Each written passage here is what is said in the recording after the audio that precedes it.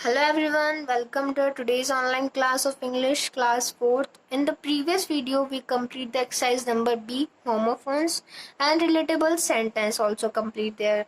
हमने last class में homophones पढ़ लिए थे सारे और उनसे रिलेटेड हमें यहाँ 4 सेंटेंस लिखने थे जिसमें से मैंने 2 आपको होमवर्क में दिए थे, राइट का एंड राइट का. I hope you all are done in your notebook और अ बुक. अगर जिन बच्चों ने नहीं किए हैं वो आज देख लीजिए. मैं एक बार और रिपीट करा देती हूँ. रूट का हमने लिखा था the root of this tree are deep. ये रूट कौन सा है? जड़. ROOT, रूट यानी जड़. तो ये जो पेड़ की जड़ है वो बहुत ज्यादा डीप है. दूसरा रूट है ROUTE, रूट यानी रास्ता. तो इट इज लॉन्ग रूट बस. ये लंबे रास्ते वाली बस है. नेक्स्ट मैंने आपको होमवर्क में दिया था राइट या राइट. राइट से आप लिख सकते हैं right your name on this paper. Right your name, ठीक है, ऑन दिस पेपर. राइट से आप लिख सकते हैं दैट्स राइट. हाँ ये सही है. आई टर्न राइट, मैं राइट की तरफ जाऊंगा या फिर राइट की तरफ घूमूंगा. ओके, तो ये हो गए आपके होमोफोन्स. अब नेक्स्ट एक्सरसाइज है आपकी लेट्स राइट. इसमें क्या करना है?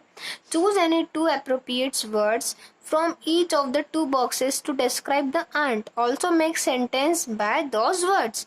अब यहाँ पे इस बॉक्स में से जो ब्लू बॉक्स है उसमें से आपको इसमें 2 सेंटेंस लिखने हैं आंट के लिए, वर्ड्स लिखने चूज करके. इसमें से 2 वर्ड्स आपको आंट के लिए चूज करके लिखने, जो से उसकी कैरेक्टर को डिस्क्राइब करें. ओके, अब आंट कैसी थी तो वो 2 वर्ड्स यहाँ लिखने हैं और इसमें से भी चूज करके 2 वर्ड्स यहाँ लिखने हैं. जो 4 वर्ड्स हम यहाँ पे चूज करेंगे उनसे ही चारों वर्ड से आपको यहाँ सेंटेंस मेकिंग करना है. तो फर्स्ट में देखिए आप ब्लू ब्लॉक में यहाँ लिखा हुआ है cool, calm, patience, polite, good, sympathetic, kind, wise, positive, popular और इंटेलिजेंट. इनमें से कोई 2 चूज करके हमें यहाँ लिखना है. नेक्स्ट बॉक्स में लिखा हुआ है proud, impatient, bad, rude, less. ये सारी बुराई वाली चीजें हैं और ये सारी अच्छाइयाँ हैं. तो कुछ अच्छाइयाँ भी थी अंत में और कुछ बुराइयाँ भी थी. अब कौन कौन सी अच्छाई थी वो यहाँ लिखनी है और कौन कौन सी बुराई उनमें थी वो दोनों आपको यहाँ पे चूज करके लिखनी है. तो आइए लिखिए. फर्स्ट बॉक्स में से देखते हैं हम कौन कौन सी अच्छाइयाँ अंत में थी. इसमें से कौन सा कैरेक्टर चूज कर रहे हैं हम आंट के लिए? गुड, यानी वो उनका नेचर अच्छा था, गुड थी, अच्छी थी. नेक्स्ट हम चूज कर रहे हैं वाइस. वाइस यानी बुद्धिमान. ठीक है, तो आंट क्या थी? बुद्धिमान भी थी और अच्छी भी थी. तो अब किस लिए अच्छी थी और कैसे बुद्धिमान थी ये दोनों से हमें सेंटेंस बनाने हैं उनको लेकर. तो फर्स्ट सेंटेंस हम बनाते हैं गुड. तो क्यों थी aunt good?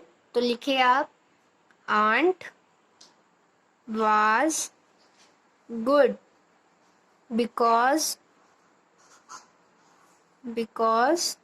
she wanted children's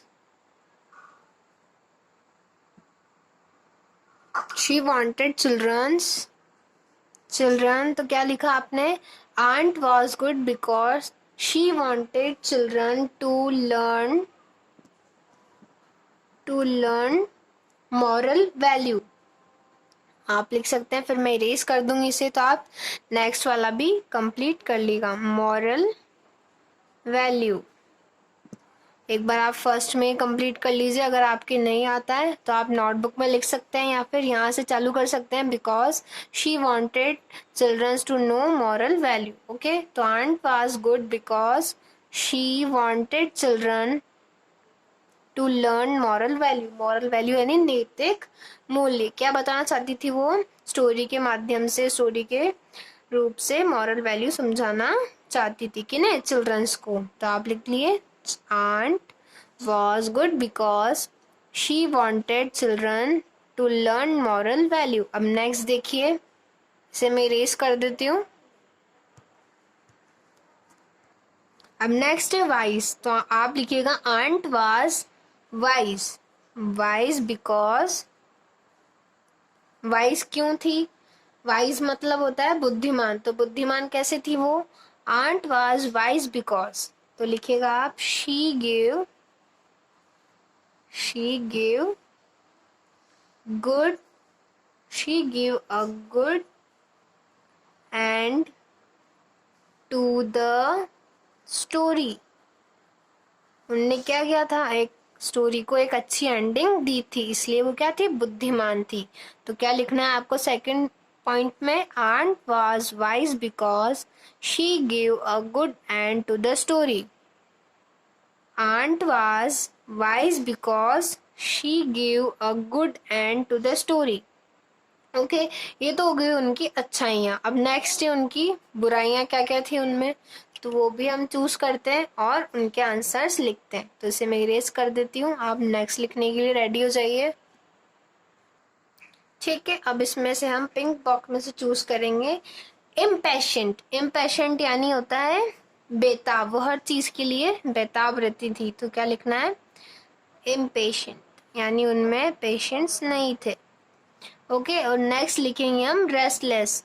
restless यानी बेचैन, वो भी बेचैन, दोनों का रिलेटेबल मतलब एक जैसा ही होता है, निकलता है वर्ड्स। तो restless, impatient and restless.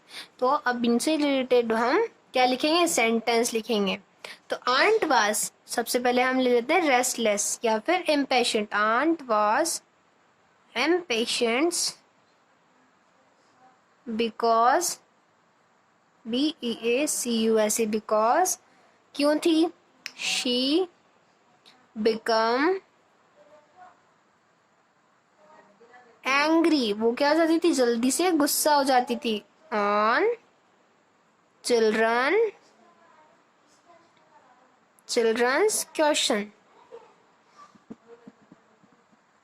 Questions, बच्चों के जवाबों या सवालों पर वो जल्दी से गुस्सा हो जाती थी, इसलिए वो क्या थी, इम्पेशेंस थी। तो आप एक लेटर तो ये लिख देंगे, एक सेंटेंस ये लिख देंगे, aunt was impatient because she become angry on children's question. अब नेक्स्ट क्या लिखेंगे आप, किसका, रेस्टलेस का। तो इनको इरेज कर दीजिए, ये नहीं है, फर्स्ट पॉइंट ही हो गया आपका, सेकंड में लिखा रही हूँ, aunt was restless. Aunt was restless because क्योंकि क्या थी वो, she answered hurriedly मतलब हड़बड़ाते हुए। वो क्या होता था, हर चीज का आंसर हड़बड़ाते हुए दे देती थी, फटाफट से। कोई भी बच्चा कोई जैसे क्वेश्चन पूछता तो उसका हड़बड़ाते हुए आंसर देती थी, मतलब जल्दी से। ठीक है, तो answer, aunt was restless because she answered hurriedly to children's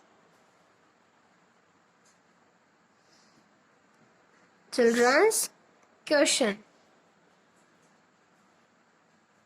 okay, तो ये हो गया इम्पेशेंट का सेंटेंस और ये हो गया रेस्टलेस का सेंटेंस। तो हमने चारों सेंटेंस कंप्लीट कर लिए। आज की क्लास में इतना ही। आप इन्हें नोटबुक में या लिख सकते हैं या फिर आप बुक में चाहे तो बुक में ही कंप्लीट कर सकते हैं। ओके, आज के लिए इतना ही। नेक्स्ट क्लास में हम स्टार्ट करेंगे अपना नेक्स्ट चैप्टर। Thank you.